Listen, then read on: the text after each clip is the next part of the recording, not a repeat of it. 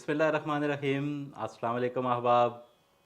Life plus के programme Nasir Ali की बैठक में मैं आपका मेज़बान नासिर अली नासिर आपकी खिदमत में हाज़िर हूँ।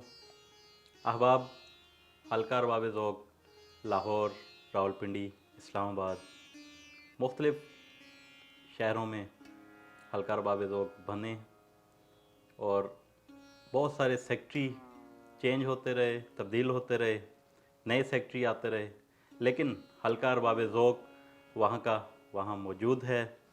और उनके बानियों में जो शख्सियात शामिल थीं उनमें से एक शख्सियत रावलपिंडी हल्के की बात कर रहा हूँ। जो शख्सियत हमारे साथ मौजूद हैं वो किसी तारुफ़ की मोहताज नहीं, बहुत खूबसूरत शायर, मुहक्किक, दानिश्वर। आज हम उनसे भरपूर मुकालमा करेंगे, बातें करेंगे, उनसे कुछ सीखेंगे। तो मिलते हैं मंजर नकवी साहब से। अस्सलाम वालेकुम मंजर नकवी साहब। वालेकुम सलाम। बहुत शुक्रिया, आपने बुलाया और आपसे बात हो गई। सर बहुत शुक्रिया आपका। आप लाइफ प्लस के प्रोग्राम नासिर अली की बैठक में तशरीफ़ लाए। आपकी मोहब्बतें आबाद रहें, आप शाद व शादाब रहें। लाइफ प्लस के मैंने एक दो प्रोग्राम देखे हैं आपके, माशाल्लाह बहुत अच्छे हैं। और इस हवाले से आप लोग जो हैं वो अदब की खिदमत कर रहे हैं। और ये अनसीन चीज़ें होती हैं, कुछ सीन चीज़ें, आप तो मीडिया का दौर है, सीन चीज़ें, लेकिन इसके फ़वाइद जो हैं, जो लोग घरों में बैठे हुए हैं, जो लिखते हैं, जो कभी किसी अदबी महफिल में नहीं जाते, उनको भी आगाही हो जाती है कि अदबी महफिल में क्या होता है और कैसी बात होती है। जी सर, बहुत शुक्रिया सर। अच्छा सर, आपका अदबी सफ़र सब जानते हैं, सबको मालूम है। आप 80 की दहाई से आप शेर व अदब से वाबस्ता हैं। अच्छा सर, कौन कौन से लोग हैं जो 90s में 80s में जिनसे आप बहुत ज़्यादा मुतासिर हुए? ये देखें, ये जो मुताले का शौक़ होता है ना, जी जी, ये आपको स्कूल लाइफ से शुरू हो जाता है। वाह। और जब आप 7वीं 8वीं में या आते हैं तो फिर आप बच्चों का अदब पढ़ते हैं। और फिर तो मैंने भी मेरे घर के पास उस वक्त एक आना लाइब्रेरी वाला सिलसिला था। और वो आना लाइब्रेरी फिर 1 रुपये में ढल गई थी। तो उस ज़माने में ये वीडियो और ये इस तरह की चीज़ें नहीं होती थी, लाइब्रेरी होती। तो मेरे मोहल्ले में भी एक लाइब्रेरी थी, तो मैं वहाँ से वो किताबें पढ़ता था, डाइजेस्ट भी पढ़ता था।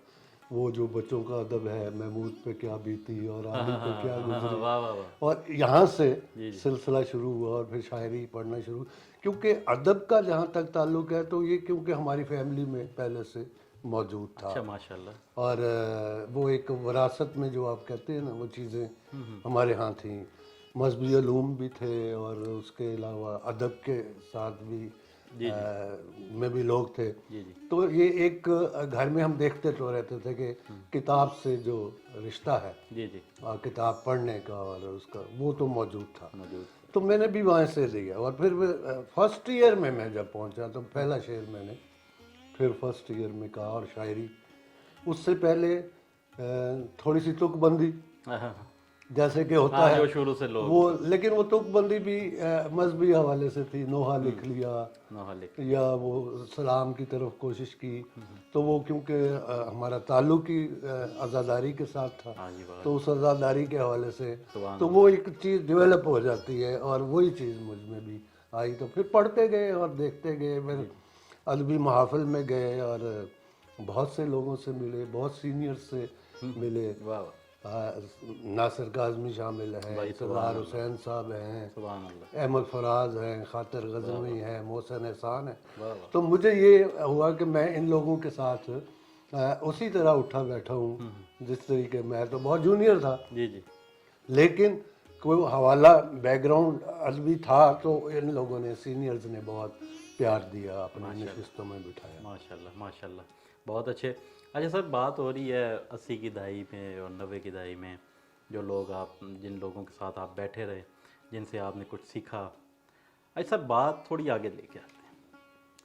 सर, आप 2000 की दहाई में और मौजूदा दौर तक, 2000 से लेके मौजूदा दौर तक, 90 से ले लेते हैं मौजूदा दौर तक, सर आप क्या देख रहे हैं ادبی لوگوں کو، ادبی حوالوں کو کس نظر سے دیکھیں؟ دیکھیں یہ جو میں 70s کی دہائی سے پھر 80 اور پھر 90 اور پھر 2000 اور پھر اب تک جی جی کا جو ہے یہ تو میرے سامنے کا سارا سفر ہے. جی جی سر، یہی میں تو 70s میں ادب میں ہمارے پاس ایشوز تھے، نظریات تھے.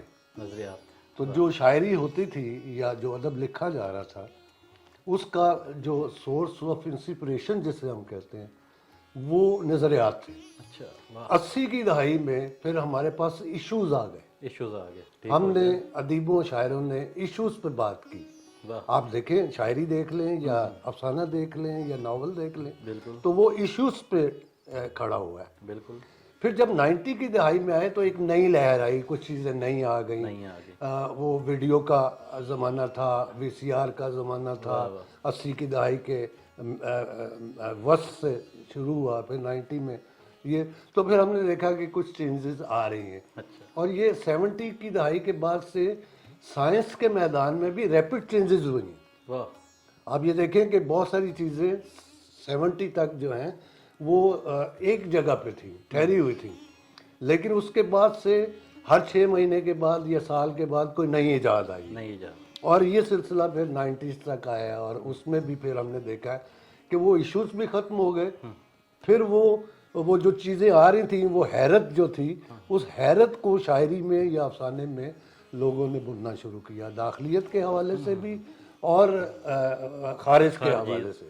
خارج سے متاثر ہوئے، داخل میں چیزیں گئیں تو وہ جو پہلا پڑا ہوا تھا، چیزیں پڑی ہوئی تھیں، اس داخل کے ساتھ انہوں نے خارج کو میخت کیا اور اس کے بعد پھر انہوں نے تخلیق کی، شاعری میں بھی کی اور اس میں بھی کی.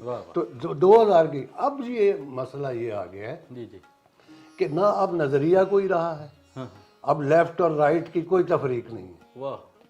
ٹھیک ہے، این جی اوز کلچر نے ہمارے اس رائٹ اور لیفٹ کو مکس کر دیا. اب جو ہے وہ کموڈیٹیز کے طور پہ ہم ساری چیزوں کو لے رہے ہیں. ادب بھی جو ہے ہمارا کمرشل ہو گیا ہے. اس کی بنیادی وجہ یہ جب آپ دیکھتے ہیں تو پہلے جب کانفرنسز ہوتی تھیں تو ان کا سٹائل اور ہوتا تھا. اب جو ہوتی ہیں تو اب وہ ایک مین ایجنڈا ہوتا ہے، بالکل ایسے ہی، اور پوری دنیا میں وہ اسی نہج پہ چل رہے ہوتے ہیں. ہم جو شاعر ادیب جو ہوتا ہے وہ خارج اور داخل کو ملا کے کوئی چیز کرتا ہے. مشرق کے جو فنکار ہیں یا شاعر ادیب ہیں ان کا سب سے بڑا ایج یہی ہے کہ وہ خارج اور داخل اور اپنی روایات کو چھوڑتے نہیں ہیں اور اسی میں رہتے ہوئے پھر آگے تخلیق کرتے ہیں. تو ہمارے ہاں شاعری کو آپ دیکھ لیں اور ابھی دیکھیں جو آج کی شاعری ہم بعض لوگوں کو کہتے ہیں کہ یار یہ کیا شاعری ہو رہی، اصل میں وہ یہ ہے کہ وہ عوام کے ساتھ اپنے آپ کو جوڑ رہے ہیں، یہ نہیں کر رہے کہ عوام کو اپنی سطح پہ بھی لے کر آئے. فرق یہ ہے، پہلے یہ ہوتا تھا کہ جب شاعر ادیب کوئی بات کرتا تھا تو عوام کا سٹینڈرڈ بھی اپ ہوتا تھا، عوام بھی سمجھتے تھے. اب یہ ہونا شروع ہو گیا ہے کہ شاعر ادیب جو ہیں، جو ہمارے سب نہیں جو سنجیدہ شاعری کرتے ہیں وہ تو سوشل میڈیا پہ آتے ہی بہت کم ہے.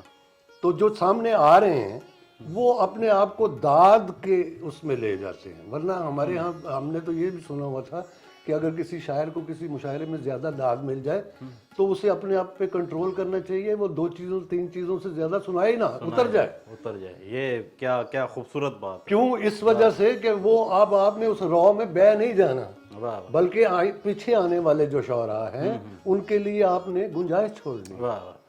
تو یہ ایک تربیت ہوتی ہے. تو اب وہ تربیت والا مسئلہ نہیں رہا، اپنی آئیڈینٹی کا مسئلہ آ گیا. لیکن ادب میں جو آئیڈینٹی ہوتی ہے وہ آپ کے لکھے ہوئے حرف سے، لکھے ہوئے لفظ سے ہے. بالکل ٹھیک کہہ رہے ہیں آپ. اور وہ لکھتے تو سب بھی ہیں، لیکن آپ نے اپنا تجربہ، اپنا مشاہدہ یا اپنے اندر کی کیفیات کو کیسے اظہار کیا ہے، اصل میں وہ چیز ہوتی ہے.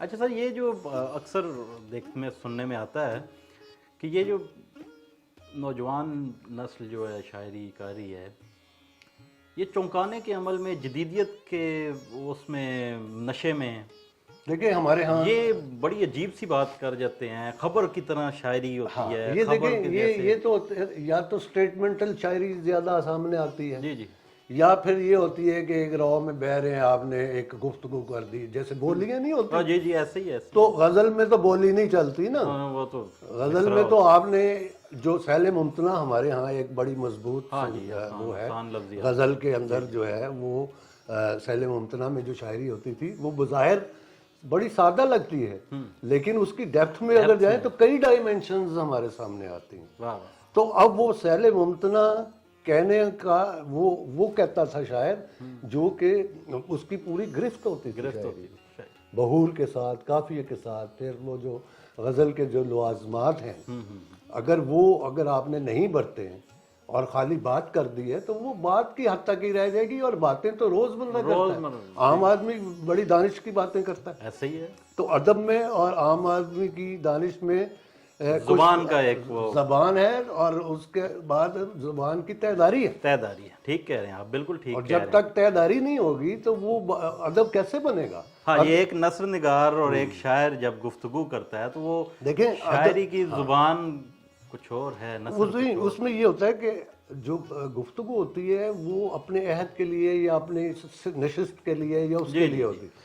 ادب جو ہوتا ہے وہ آج جو بات ہو رہی ہے وہ 100 سال بعد بھی ویلڈ ہوگی، یا جو روایت کے ساتھ جڑ کے اچھا جب سر آئیں اسی بات کو آگے لے کے چلتے ہیں. کیا اس موقف کو آگے لیے آپ کا کیا موقف ہے اس بارے کہ شاعر جو ہے وہ تحقیق کے عمل سے لازماً گزرنا پڑتا ہے اسے؟ دیکھیں شاعر جو ہے ایک تو اس میں جو قدرتی عناصر ہوتے ہیں شعری وہ تو اپنی جگہ پہ اپنی جگہ وہ تو موجود اور ردم وغیرہ اور یہ جو وہ ہوتے ہیں، وہ تو دیکھیں کہ بچہ جب پیدا ہوتا ہے تو روتا ہے، اور جب اس کے رونے کی مختلف شکلیں ہوتی ہیں، اب اسے بھوک لگی ہے، اب اس نے پوٹی پشی کی ہوئی ہے، تو وہ جب روتا ہے تو ماں کو اندازہ ہو جاتا ہے کہ یہ کس وجہ سے، جب وہ کسی اور اس کے رونے کی آواز ساؤنڈ مختلف ہوتی ہے تو ماں بے چین ہو جاتی ہے کہ اس کے پیٹ میں درد نہ ہو یا یہ نہ ہو، تو وہ فیلنگز جو ہیں وہ ماں کے ساتھ بچے کے رونے کے ساتھ جوڑنے کے ساتھ، تو یہی شاعری ہے،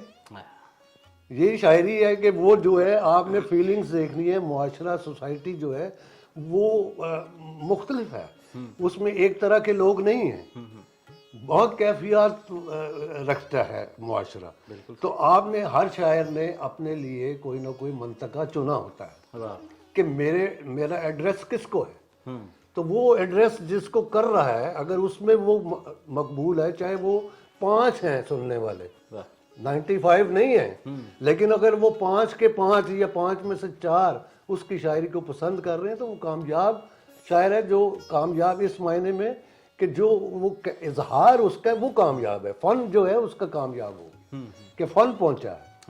مشاہدہ اور مطالعہ جتنا علوم کے ساتھ زیادہ ہوگا اتنا شاعر جو ہے وہ اچھے. جب دیکھیں خیال کی وفور کی روانی ہوتی ہے نا تو شعر میں روانی خود ہی آ جاتی ہے، ایسے ہی. اور فن اگر آتا ہے تو وہ پھر را مٹیریل جو ہے وہ زیادہ ضائع نہیں ہوتا، وہ ڈھلا ڈھلایا مصرع جسے آپ کہتے ہیں وہ آتا ہے.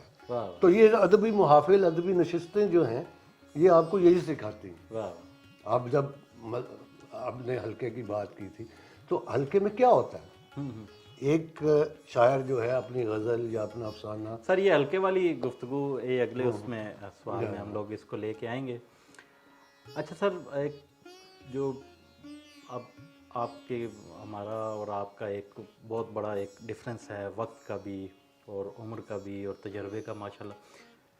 اچھا سر آپ کیا دیکھ رہے ہیں کہ یہ مضبوط کندھے ہیں جن پہ آج کل ادب رکھا جا رہا ہے، جنہوں نے اٹھایا ہوا ہے ادب کو، یہ کیا اتنے مضبوط کندھے ہیں ان کے؟ دیکھیں یہ تو ہر دور میں رہا ہے. اگر آج ہم میر کا دور دیکھیں جی جی تو میر کے دور میں اکیلا میر تو نہیں تھا، میر کے دور میں تو ہم میر کے ساتھ اتنی زیادتی ہوئی کہ اس کو گلا ہی رہا کہ مجھے پذیرائی نہیں مل رہی، تو وہ ایک سینکڑوں شاعر تھے. آج جب 250-300 سال کے بعد ہم موازنہ کرتے ہیں تو میر کے ساتھ یا مومن کھڑا ہوا ہے یا سودا کھڑا ہوا ہے. تو چھلنی جو ہے عہد جو ہے وہ چھلنی میں. اسی طرح دوسرے غالب کا دور لے لیں، ذوق اور غالب موجود ہیں، انیس موجود ہے، دبیر موجود ہے، اور باقی کہاں ہے؟ لیکن جب تحقیق ہوگی، جب غزل کے حوالے سے ہم بات کریں گے تو پھر وہ شعراء بھی جو ہے وہ سامنے آئیں گے، اور ان کے بغیر جو ہے نہ غالب کا مقام طے ہوگا، نہ انیس کا ہوگا، نہ میر کا ہوگا۔ تو یہ ضروری ہوتا ہے کہ اس عہد کے جو شعراء ہیں ان کی غزلوں کو دیکھ کے آپ کو پھر یہ تعین کرتے ہیں کہ ان میں سے بڑا کون ہے، کون آج تک ویلڈ ہے۔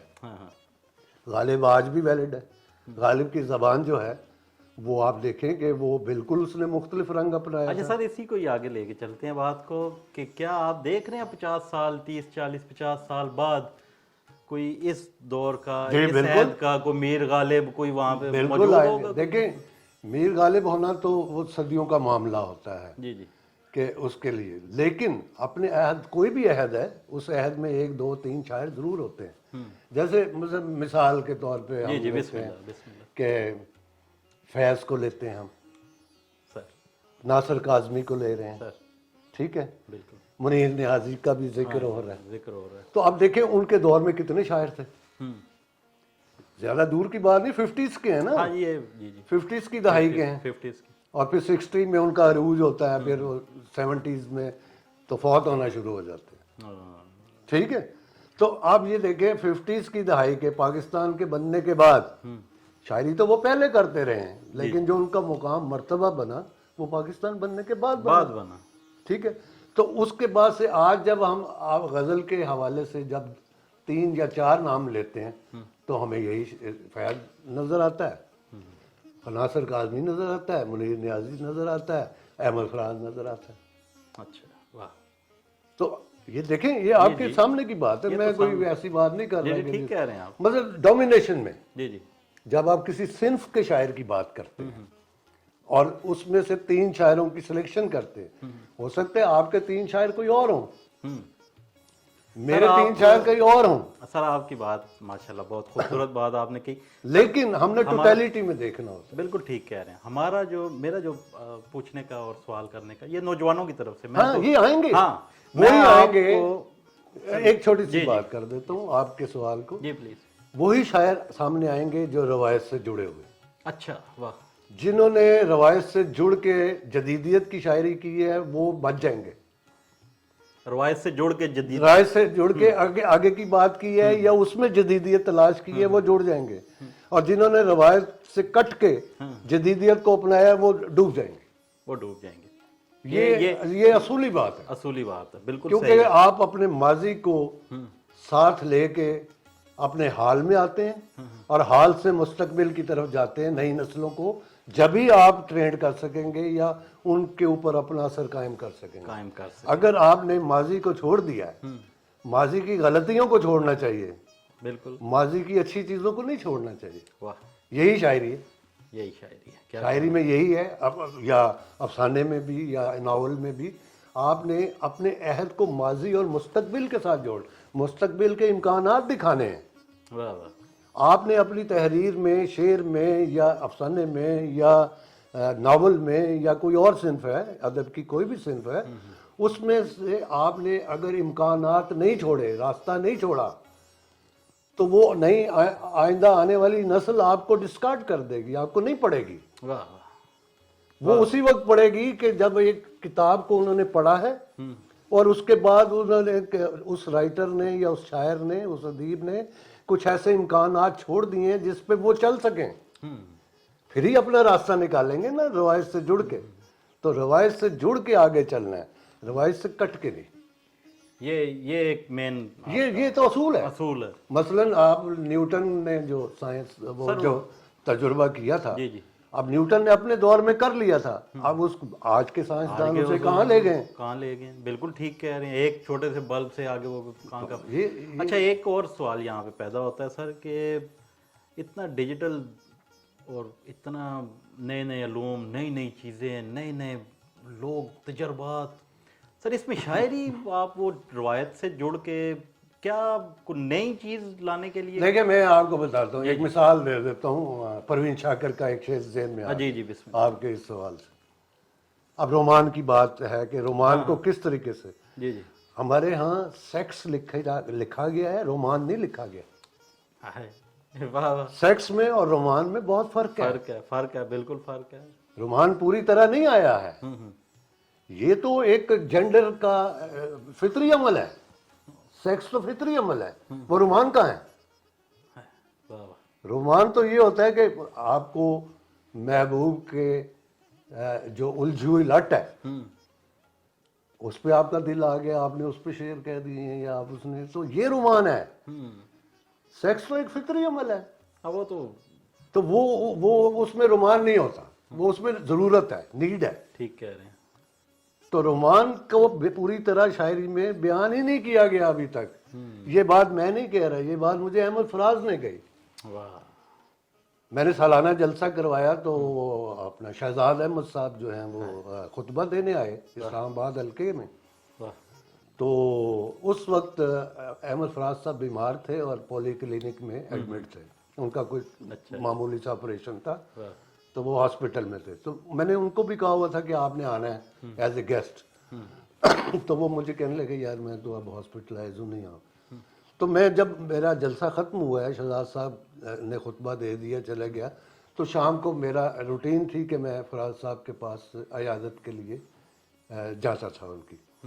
تو جب اجلاس ختم ہوا تو میں فارغ ہو کے ان کے پاس گیا تو مجھے دیکھتے ہی انہوں نے کہا کہ ہاں بھائی تمہارا سالانہ جلسہ ہو گیا، کیسا ہوا، ٹھیک ہوا؟ کون تھا؟ میں نے کہا جی شہزاد احمد صاحب تھے. شہزاد کو تو سائنس آتی ہے، تو اس نے سائنس پہ ہی خطبہ دیا ہوگا. تو واقعی انہوں نے سائنس پہ ہی خطبہ دیا ہوگا. واہ واہ واہ، کیا کہنے. پھر وہاں انہوں نے مجھے کہا کہ یار ابھی تک تو، میں نے کہا جی رومان کی بات چل پڑی تو میں نے کہا جی آپ اگلا خطبہ آپ نے دینا ہے. کہنے لگے یار تم ایسے کرنا کہ میں بولتا جاؤں گا، تم لکھتے جانا، پھر میں وہاں پڑھ دوں گا. میں نے کہا ٹھیک ہو گیا، ڈن ہو گیا. انہوں نے کہا یار زبانی بولتا ہوں پھر کچھ باتیں رہ جاتی ہیں تو وہ میرے آئے گا، تم لکھنا اور پھر میں پڑھ دوں گا. تو وہ پھر دنیا میں ہی نہیں رہے، وہ موقع نہیں آیا. تو انہوں نے مجھے اس وقت کہا تھا، کہتے یار میں رومان پہ بات کروں گا. ابھی تک پورا رومان ہی ہم نے بیان کر سکے.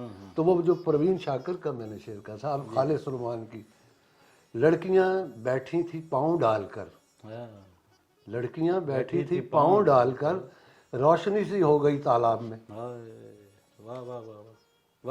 اب یہ دیکھیں جدید میں تالاب میں روشنی ہونا، اب یہ ہے رومان.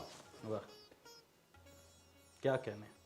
اب یہ یا رومان کی طرف متوجہ کر رہی ہے. واہ واہ، کیا کہنے، کیا خوبصورت بات آپ نے کئی منظر نقوی کہ صاحب. اس نے کہا سیکس کو ایلیمینیٹ کیا ہے. ہاں، وہ بھی ہلکا سا عنصر آ جاتا ہے، لیکن یہ رومان اس طرح کی شاعری اگر ہوگی تو کون نہیں پسند کرے گا؟ سب کریں گے. مطلب سینکڑوں اشعار ہیں، سینکڑوں شعراء کے ہاں ہیں جو معروف شاعر ہیں، بڑے شاعر ہیں، ان کے ہاں بھی ہے، فیلنگز بھی ہیں. کیونکہ بر صغیر کا اور ہمارا مشرق کا جو ماحول ہے اس میں ہمارے اپنے مسائل بہت ہیں، سماجی مسائل بہت ہیں. تو اس کو آپ ٹچ کیے بغیر خالص رومان کی طرف جا نہیں سکتے. ٹھیک کہہ رہے ہیں آپ، بالکل ٹھیک کہہ رہے ہیں. اچھا سر، آپ نے ابھی دو تین بار آپ نے گفتگو میں فیض فراز صاحب کا ذکر کیا. اچھا سر، آپ یہ دیکھ لیں 50 سال پہلے فیض فراز صاحب کا 50 سال کا عرصہ ہوا ہے. جی ہاں. تو سر آپ کیا دیکھتے ہیں اگلے 50 سال میں بھی کوئی فیض فراز آئے گا؟ بالکل آئیں گے. دو نام سر کو بتائیے. دیکھیں راستے کبھی بند نہیں ہوتے. جی جی. اس وقت اگر میں کسی کا نام لیتا ہوں تو سارے اپنے اپنے مراحل پہ سفر کر رہے ہیں. ٹھیک کہہ رہے ہیں. اور اگر نام میں لیتا ہوں جی جی تو نام لینے سے ہو سکتا ہے کہ وہ کسی وجہ سے انسین چیزیں بھی آ جاتی ہیں. سر کئی لوگ تو خوش ہوں گے اور کئی لوگ جو ہیں وہ شکر ادا کریں گے میرا نام نہیں لیا. نہیں، مجھے اس چیز سے کوئی غرض نہیں ہے. نہ میں اپنی بات کرتا ہوں. جی جی. نہ میں نے آج تک ادب سے کوئی فائدہ اٹھایا ہے. جی جی. نہ مجھے کوئی یہ غرض ہے کہ مجھے کوئی لوگ پذیرائی کریں گے یا کریں گے. میں ہمیشہ وہی بات کرتا ہوں جو میں سمجھتا ہوں کہ یہ میری نظر میں ٹھیک ہے. ہو سکتا ہے دوسرے کی نظر میں نہ ٹھیک ہو، ایسے ہی، لیکن دوسرے کی رائے کا احترام کرتے ہوئے میں تو قائل ہوتا ہوں اس وقت کہ جب مجھ سے بڑی دلیل جو میرے اندر دلیل ہے اس سے بڑی دلیل کوئی آ جائے تو میں قائل ہو جاؤں. یہ ایک دانشور کا یہ کام ہے. یہ تو ابھی بہت سے شعراء ہیں یہ ہمارے عہد کے کہ جن کو آپ میں سمجھتا ہوں کہ وہ آئندہ برسوں میں 50 سال بعد بھی ان کے نام لیے جائیں گے, زندہ رہیں گے, وہ لفظوں میں زندہ رہیں گے, کتابوں میں زندہ رہیں گے. اب وہ والا کام جو پہلے تھا وہ تو اب آئندہ دور میں نہیں آنے والا. ایسا ہی ہے. آئندہ دور میں تو یہ جو آپ آج کام کر رہے ہیں نا یہ زیادہ اثر رکھے گا, کیونکہ لوگوں کے پاس وقت نہیں ہے, کتاب پڑھنے کا وقت نہیں ہے, مسائل اتنے ہیں, روٹی روزی کے مسائل لوگوں کے اتنے ہیں, اور جتنی جدید سہولیات ہیں انہوں نے انسان کو اپنا قیدی بنا دیا. بجلی کا بل, آپ نے بجلی استعمال کرنی ہے, بجلی کا بل دینا ہے تو آپ بجلی کے بل کے قیدی ہو گئے, گیس کے بل کے قیدی ہو گئے. تو یہ سماجی پابندیاں آپ پہ کسی نے نہیں لگائیں, لیکن اجتماعی سطح پہ اتنی لگ گئی ہیں کہ آپ وہ ان کو پورا کرنے میں ہی خرچ ہو جاتے. تو یہ جو آپ کے جو آپ پروگرام کر رہے ہیں اس کا فائدہ یہ ہے کہ شام کو تھکا ہارا کوئی آیا, بستر پہ لیٹا, اپنے موبائل پہ یا کمپیوٹر پہ بیٹھ کے یا کہ تو وہ کچھ باتیں سن لے گا تو اس کی وہ ریلیکس ہو جائے گا, اس میں ایک تحریک پیدا ہوگی. دیکھیں رجائیت کی کیفیت رہنی چاہیے. بالکل. سخت سے سخت ڈپریشن میں بھی رجائیت امید جو ہے وہ ضرور رہنی چاہیے. اور اچھا تخلیق کار یہ راستے آپ کو دکھاتا ہے, بالکل دکھاتا ہے. اپنی تحریروں میں بھی, اپنی گفتگو میں بھی وہ آپ کو ضرور دکھائے گا. یہاں تک کہ اپنا جو رہن سہن ہے, اپنا جو طرز زندگی ہے, جو جس کو وہ گزار رہا ہے جس طرح, اس میں بھی آپ کو بتا. وہ دیکھیں وہ دو چیزیں ہوتی ہیں, اس میں بھی دو طبقے ہیں. ایک طبقہ وہ ہے کہ جو صرف تخلیق کار ہے, شاعر ہے تو شاعر ہے, افسانہ نگار ہے تو افسانہ نگار, میرے منہ کی بات, ناول نگار ہے تو ناول نگار ہے, لیکن ادبی شخصیت نہیں ہے. تو اب وہ شخص جو ادبی شخصیت بھی ہے اور تخلیق کار بھی ہے تو وہ تو خود ہی نمایاں ہوگا, اس کو کون روکے گا. کیا کہنا. اور وہ جو ہے اپنی شہرت کے لیے نہیں گزرا یا پی آر کے لیے نہیں آ رہا, اس نے اپنی زندگی میں ادب کو اوڑھ لیا ہے. واہ واہ. تو وہ ایسے لوگ زندہ رہیں گے, ایسے لوگ زندہ رہیں گے جو آگے تربیت کر رہے ہیں, نئے آنے والوں کو راستہ دکھا رہے ہیں. زندہ کن لوگوں نے رکھنا ہے؟ زندہ نوجوان رکھیں گے. واہ. ان میں امکانات ہیں. وہ جو آج کے عہد کے پرانے شاعر ہیں, جیسے ہم نے ذکر کیا 4 شاعروں کا یا 5 شاعروں کا, اپنی گفتگو میں آ گیا نا, تو ہم نے ان کو زندہ کیا. تو یہ اسی طرح کل کو آنے والے جو نوجوان ہیں, جو تخلیق کار ہیں, جن کے اندر امکانات ہیں, وہ آپ کو یہی روایت سے جڑنا بھی ہوتا ہے. واہ واہ واہ, کیا کہنے. اور پھر یہ دیکھیں ادب میں 2 چیزیں ہوتی ہیں, لازم و ملزوم. واہ واہ. ایک تو ہوتا ہے فن, فن تو ہر ایک کا انفرادی ہے. واہ واہ. لیکن شخصیت بھی تو ہوتی ہے نا. فن اور شخصیت کے بغیر جو ہے وہ کمپلیٹ نہیں ہوتا. تو شخصیت کیسے بنتی ہے کہ وہ اپنی شخصیت میں اس کا اثر بھی نظر آئے, جو وہ کہہ رہا ہے اس کی جھلک نظر آئے, اور وہ جڑا ہو. صحیح کہہ رہے ہیں. اپنے ادبی دھارے سے جڑا ہو, اپنے عہد سے جڑا ہو, اور نئے آنے والوں کو بتائے کہ یہ جڑت ہی آپ کو بھی آگے لے جائے گی. بالکل, آپ نے بہت اچھی بات کہی. اس کا آخری جو ہمارا اس بات کا, اس گفتگو کا جو لب و لباب ہے وہ یہ ہے کہ ہمارا آئندہ آنے والا جو لکھا جانے والا ادب وہ ایک مضبوط کندھوں پہ ہے. جی بالکل, وہ انشاءاللہ مضبوط ہاتھوں میں ہے. وہ اس کو لے کے آگے پروان چڑھیں گے, لیکن روایت سے جڑے ہوئے. دیکھیں ابھی ہمارے پاس بہت نوجوانوں میں مثالیں ہیں. جی. نوجوانوں میں شاعر بھی ہیں, بسم اللہ. نوجوانوں میں افسانہ نگار بھی ہیں, نوجوانوں میں ناول نگار بھی ہیں, بلکہ ایسے بھی ناول نگار ہیں جنہوں نے عالمی شہرت حاصل کر لی ہے. جی کیا کہنے ہیں. واہ واہ. جس میں جو ہمارے سینئرز نئی شہرت پا سکے انہوں نے پا لی ہے. سر 1-2 نام بھی. مطلب ناول کے حوالے سے جب میں بات کر رہا ہوں تو علی اکبر ناطق کا حوالہ ہمارے ساتھ میں موجود ہے. اچھا. کہ اس کا یہ جس کو ابھی نوبل پرائز ملا ہے. جی میں ان کا ایک افسانہ گرانٹا پہ لگا تھا. گرانٹا پہ ترجمہ ہو کے لگا تھا. تو ہمارے پاکستان کا واحد ادیب ہے پرانے اور نئے میں علی اکبر ناطق, جس کا گرانٹا میں ترجمہ ہو کے وہ افسانہ لگا تھا. اچھا. آج تک کبھی کسی نے ذکر نہیں. یہ نئی بات ہے اور نوجوانوں کے لیے بھی نہیں. یہ نوجوانوں کے لیے ہے کہ دیکھیں اس نے ناول 3 ناول لکھے. حالانکہ اس کا جو اس کے ساتھ جو اختلافات ہیں وہ ایک الگ. دیکھیں شخصیت میں تو بہت سی کجیاں ہوتی ہیں. انسان ہے جی جی. اور انسان جو ہے وہ اس میں پلس پوائنٹ بھی ہوتے ہیں, نیگیٹو بھی ہوتے ہیں. کسی کی غلطیاں ہائی لائٹ ہو جاتی ہیں, کسی کی چھپی رہتی ہیں.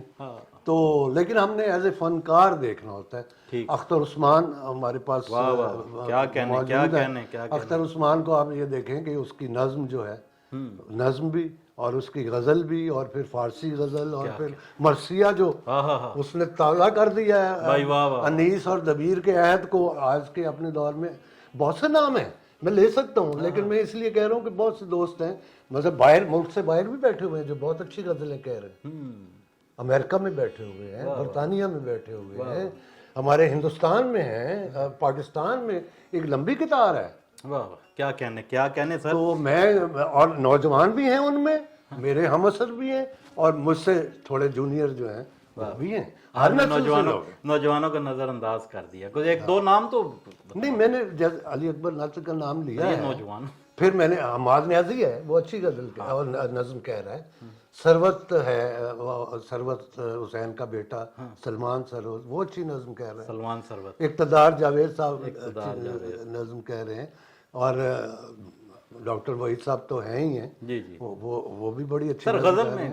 غزل میں جو ہے وہ آپ یہ دیکھیں کہ غزل تو ایسی صنف ہے کہ اس میں اگر ایک مصرع یا ایک شعر بھی کسی نے رہ جانے والا کر دیا تو وہ پختہ ہو جاتا ہے. آپ یہ دیکھیں کہ وہ رہ جانے والا جو مصرع یا شعر ہے وہ اور کسی کی اگر غزلیں آ جائیں تو وہ تو مر ہی نہیں سکتا, وہ تو کامیاب ہوگا. تو ابھی میں دیکھتا ہوں تو ہر شہر میں بہت سے لوگ ہیں. ماشاءاللہ اختر عثمان صاحب کا ذکر کیا آپ نے, ان کی ذکر خیر کیا. انیس اور دبیر کے بعد اگر کوئی مرثیہ لکھا گیا ہے تو وہ نہیں, یہ ادوار ہیں. انیس اور دبیر کے بعد انیس کا خانوادہ ہے جس میں نفیس ہے, جلیس ہے, پھر پیارے صاحب رشید ہیں, دولہ صاحب ہیں, پھر اس کے بعد صبا صاحب کا مرثیہ ہے, نسیم مروئی کے مرثیے ہیں, جوش کا مرثیے ہیں, پھر ایک لمبی کتار ہے. مثلا ڈاکٹر مسعود رضا خاکی ہیں, پھر کیسر باروی ہیں, اختر عباس ہیں. یہ تو ایک لمبا موضوع ہے, لیکن اس عہد کی میں بات کر رہا ہوں. آج کے عہد میں بلا شبہ اختر عثمان نے جو مرثیے لکھے ہیں وہ اسی تسلسل میں ہیں, روایت کے تسلسل میں ہیں, اور روایت کے ساتھ جو ہے اس نے گنجائشیں جہاں پہ سینئر مرثیہ نگاروں نے چھوڑی ہیں اختر نے ان کو فل بھی کیا. سر ہمارے پروگرام کا وقت بالکل آخری مراحل پہ ہے. حلقہ ارباب ذوق کے بارے میں صرف آپ نے 1 منٹ میں دیکھیں حلقہ ارباب ذوق میں جو ادیب شاعر حلقہ سر یہ الیکشن جو ہوا حال ہی میں اس کے حوالے سے سر بتائیے گا. لوگوں نے متنازع بھی قرار دیا. دیکھیں اس میں دیکھیں یہ تو ہمیشہ سے ہوتا آیا, جو جیتتا ہے وہ سیلیبریٹ کرتا ہے اپنی جیت کو, جو ہارتا ہے وہ نتائج ہی کو رزلٹ کا نہیں مانتا. تو یہ تو پوری ہماری سوسائٹی میں یہ رویہ ہے اور خوش دلی سے اپنی ہار کو تسلیم کرنا چاہیے. یہ جو کینڈیڈیچر کے جو امیدوار جو ہوتے ہیں نا, ان کا مسئلہ ان کے کاغذات منظور ہونا نامنظور ہونا یہ پہلے کا مرحلہ ہوتا ہے. الیکشن والے دن اگر کوئی دھاندلی ہو رہی ہے, کچھ ہو رہا ہے, پھر تو آپ کہہ سکتے ہیں. تو میں خود اس حالیہ الیکشن میں نگران الیکشن تھا اور الیکشن کمشنر جہانگیر عمران تھے اور انہوں نے مجھے کہا کہ آپ نگران الیکشن ہو. تو میں نے تو پرانی فہرستیں اور نئی فہرستیں دیکھ کے اور جو ممبر تھے ان کو الاؤ کیا. جو ممبر نہیں تھے 3 ممبر ایسے تھے کہ جن کو ہم نے روک دیا تھا کہ پہلے ممبرز جو ہیں مستقل ممبر ہیں وہ اپنا ووٹ ڈال لیں, اس کے بعد آپ کا فیصلہ کرتے. تو آپ نے دیکھا, آپ بھی وہاں موجود تھے کہ ان تینوں کے بارے میں گواہی دی گئی کہ ہاں جی یہ ممبر ہیں, تو ہم نے ان کو اجازت دی. کیا کہنے بہت. اور دوسری بات یہ کہ حلقے میں الیکشن جو ہیں اسی وقت ہوتے ہیں جب ایلیجیبل لوگ سامنے آئے. بالکل یہ نہیں ہے کہ بھئی کوئی شوقیہ کام نہیں ہے یہ. اور یہ حلقہ جو ہوتا ہے نا یہ ایک قسم کی اپنے وقت کا دینا بھی ہوتا ہے, ادب کی خدمت بھی ہوتی ہے, اور اس کا کوئی فائدہ بھی نہیں ہوتا ہے، لیکن بین السطور فائدہ ہوتا ہے. واہ واہ واہ واہ واہ وہ اس کے فن کو نکھارتا ہے لوگوں کی گفتگو سن کے، واہ واہ کارروائیوں کو پڑھ کے. تو وہ جو نکھار پیدا ہوتا ہے شخصیت میں، وہ انہی حلقوں میں جانے سے ہوتا ہے. میں نے تو کوئی ایسا بڑا ادیب شاعر نہیں دیکھا جو حلقے سے نہ گزرا ہو.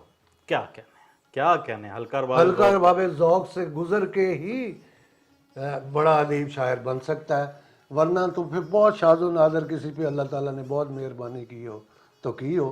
مطلب یہ، اور ویسے جب تک وہ کسی ادبی نشستوں سے دھاروں سے جڑے گا نہیں، یہ نہیں کہ وہ آپ کی کوئی فیور کرتے ہیں، صحیح کہہ کوئی فیور نہیں کرتا، بالکل ٹھیک ہے، لیکن آپ خود پالش ہوتے ہیں اندر سے. ایسے ہی سر. بہت شکریہ.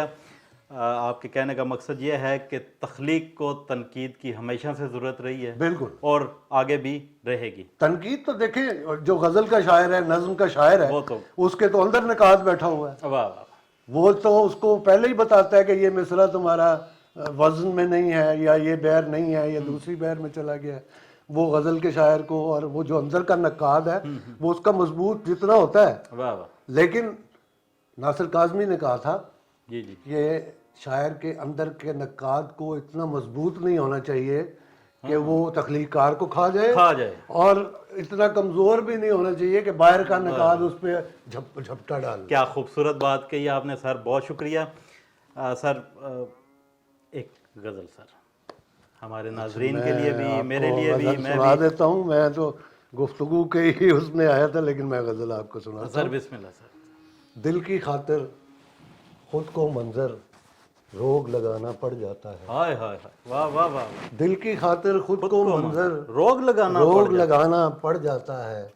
گھر کے اندر شور اگر ہو باہر جانا پڑ جاتا ہے. گھر کے اندر شور اگر ہو باہر جانا پڑ جاتا ہے. اور نیند سے پہلے جھلمل کرتے آ جاتے ہیں خواب مجسم. نیند سے پہلے جھلمل کرتے آ جاتے ہیں خواب مجسم.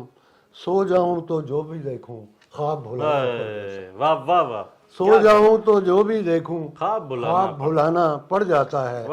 شہر کے 12 دروازے ہیں، ایک جھروکا ہے خوشبو کا. شہر کے 12 دروازے ہیں، ایک جھروکا ہے خوشبو کا. سب پر تیرا نام لکھا ہے، یہ سمجھانا پڑ جاتا ہے. سب پر تیرا نام لکھا ہے، یہ سمجھانا پڑ جاتا ہے. پہلے پہل تو ضبط کے موسم کر جاتے ہیں اپنا سایہ. پہلے پہل تو ضبط کے موسم کر جاتے ہیں اپنا سایہ. بعد میں آنکھوں ہی آنکھوں میں حال سنانا پڑ جاتا ہے. بعد میں آنکھوں ہی آنکھوں میں حال سنانا پڑ جاتا ہے. اور سوچ سکو تو اتنا سوچو پتھر لوٹ کے آ سکتے ہیں. سوچ سکو تو اتنا سوچو پتھر لوٹ کے آ سکتے ہیں. ایک پرانا قول صحیح لیکن دہرانا پڑ جاتا ہے. ایک پرانا قول صحیح لیکن دہرانا پڑ جاتا ہے. اور یاروں کی فہرست بنے تو خالی سطریں بھی رکھ لینا. کیا کہنے، یاروں کی فہرست بنے تو خالی سطریں بھی رکھ لینا. منظر دشمن کو بھی ایک دن یار بنانا پڑ جاتا ہے. بھائی سبحان اللہ. یاروں کی فہرست بنے تو خالی سطریں بھی رکھ لینا. منظر دشمن کو بھی ایک دن یار بنانا پڑ جاتا ہے. دل کی خاطر خود کو منظر روگ لگانا پڑ جاتا ہے. گھر کے اندر شور اگر ہو باہر جانا پڑ جاتا ہے. بہت شکریہ. کیا کہنے ہیں منظر نقوی صاحب، آپ کا بہت شکریہ. آپ تشریف لائے، آپ شاد و شاداب رہیں. جی ناظرین، ہمارے پروگرام کا وقت ختم ہوا. انشاءاللہ نئے سوالات کے ساتھ، نئے مہمان کے ساتھ دوبارہ حاضر ہوتا ہوں. تب تک کے لیے اپنے میزبان ناصر علی ناصر کو اجازت دیجیے. اللہ نگہبان.